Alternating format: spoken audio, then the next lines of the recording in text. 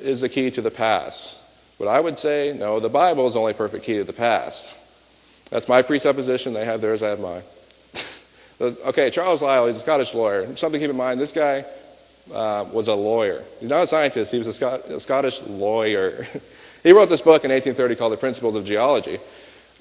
This book, every geologist will pretty much quote back to this guy. He pretty much created modern geology as we know it today.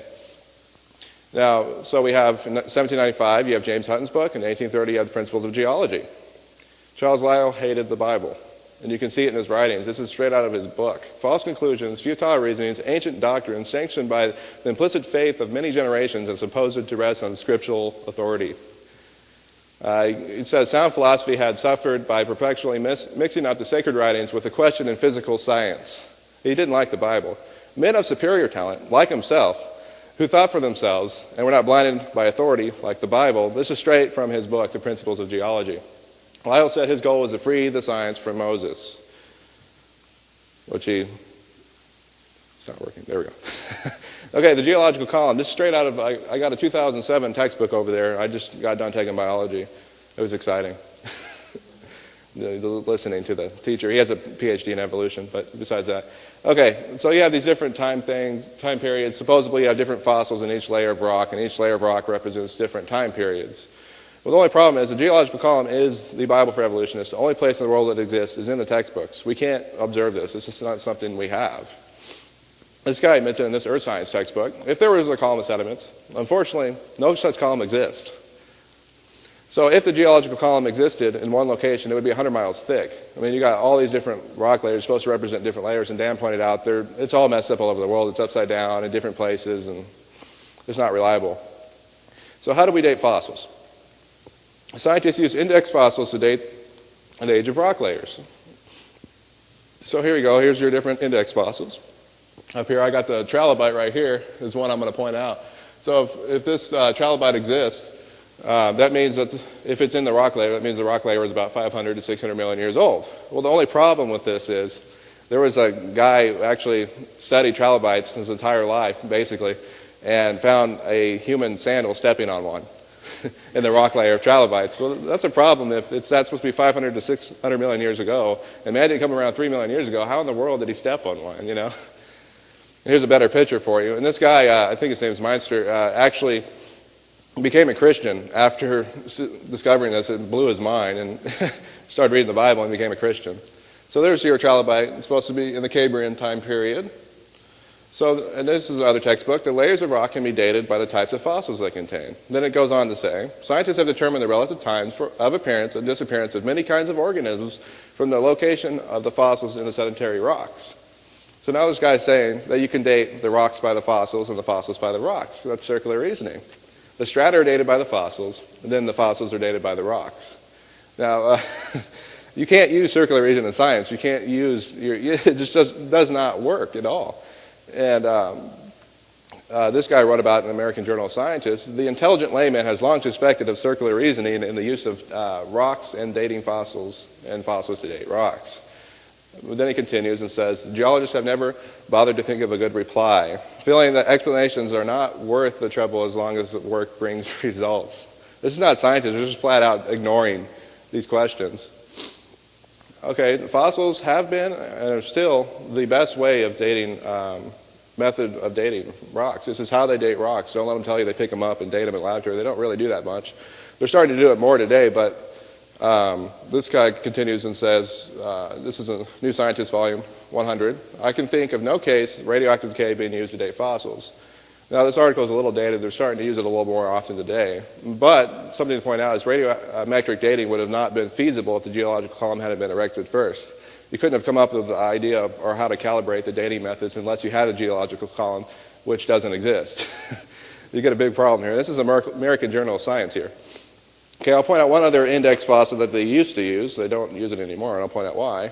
You have lobe-finned fish that supposedly lived 325 million years ago, 410 million years ago, and it went extinct with the dinosaurs 65 million years ago.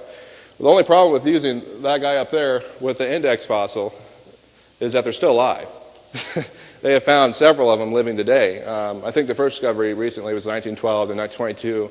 And David Mitchell, actually, this guy up here, pointed out another article on Yahoo, just recently came up. I saved it in my computer, but they found another one just last year. So these things are still alive. They used to date rock layers with it. Well, how do you date, 325 million year old rock layer with a fossil or a living animal? That doesn't make much sense.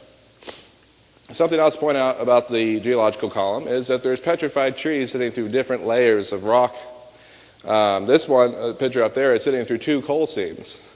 Well, these coal seams are supposed to be thousands of years apart, aren't they? Each layer represents a year, right? Well, another thing to point out is, why are the coal seams nearly always found on layers of rock or clay? Wouldn't that make, poor growth for the tree? It couldn't grow very well on rock or clay. And then we have other ones that are just completely upside down here throughout the geological column, or whatever you want to call it. I just call it the fossil record. They're sitting through many layers, including coal. And we know today that because of, was it Mount St. Helens erupted, and all the trees fell off the mountain into the lake, and they're actually, right now, they're petrifying and getting stuck through rock layers just like that, happen in like weeks, We know this happens fast. So there's thousands of these all over the place, all over the world, and we can go on for probably the whole seminar just talking about trees through rock layers and wells through rock layers and all kinds of things. So the evolutionist has a dilemma here. They only have 2 choices to solve this problem. Either the tree stood upright for millions of years while the rock layers formed around it. I don't think that's very reasonable. Trees fall down pretty, within a couple, I don't know what it is for each tree, but they fall down pretty quickly after they die. And then the trees grew through solid feet of rock, just hundreds of feet of rock, looking for sunlight. This is the only 2 theories they got here. The trees grew through the rock, or the tree stood upright for millions of years. Well, I got a third option. About 4,400 years ago, there was a worldwide flood, and the trees were buried upright during this flood. Okay, Charles Darwin, this is a guy everybody talks about, and they give him more credit than I think he deserves. But besides that, he was fresh out of school, 22. He was actually out of school to become a preacher, which most people don't know. He went on the HMS Beagle in 1831 to actually go on a trip to study bugs and stuff. He got invited to go. He brought 2 books with him. Well, actually, he brought a couple more than 2, but these are the 2 main ones he brought. He brought Charles Lyell's book, The Principle of Geology, which I just talked about a little bit ago, and he brought his Bible. Now, his reverend urged him not to believe in this guy's book. But Charles Darwin was changed ever by his book. Yeah, his views were changed ever from Lyell's book. This is a later letter published by Charles Darwin. It says, "Thus disbelief crept over me at a slow rate, but it was at last complete. The rate was so slow I felt no distress, and having never since doubted from the single second that my conclusion was correct, I can indeed hardly see how anyone ought to wish Christianity to be true." This guy obviously lost his faith, probably a false convert. So 1859, he wrote his book, and that actually isn't the full title of the book. That's what you'll see in the bookstore today. But I'll read the full title of the book here. It's The Origin of Species by Natural Selection, or the Preservation of Favored Races in the Struggle of Life. Charles Darwin was a very racist person, and actually there's lots of stories we can get into. The Aborigines, whenever they found them, because their jaws were out a little bit farther because they used their mouth for a lot more things than we used, the people back then found them, and they were like killing them and boiling them alive and putting their skulls in museums. And these are just people on an island, and this is what this theory will lead to, which we can go into. But what's happening on Earth? We saw that in 1795. James Hutton wrote The Theory of the Earth, made people doubt that the Earth was 6,000 years old. Keep in mind, up to this time, everybody, even different cultures who weren't based off the Bible, believed the Earth was relatively young. And then 1830, Charles Lyell made The Principles of Geology, made people doubt the flood. And then Charles Darwin's book, The Origin of Species, made people doubt the Creator, 1859. So this is kind of a brief history of kind of what we got going on here. Now, Charles Darwin, just to keep in mind that he liked this guy so much, Lyell, he dedicated his second edition to Charles Lyell. This guy liked him. And Charles Lyell was a lawyer, not a scientist. Charles Darwin had a theology degree, not a scientist. And these are the people that all our modern science is based off of for the most part. So all 3 of these false teachings, millions of years, uniformitarianism, and godless evolution still saturate textbooks today, unfortunately. So Hitler said, if you tell a lie long enough, loud enough, often enough, the people will believe it. He continued to say, people are more likely to believe a big lie than a small one. Let me control the textbooks, and I will control the state. This is this indoctrination thing that they used. This is what's going on today. I hate to say it, but it is.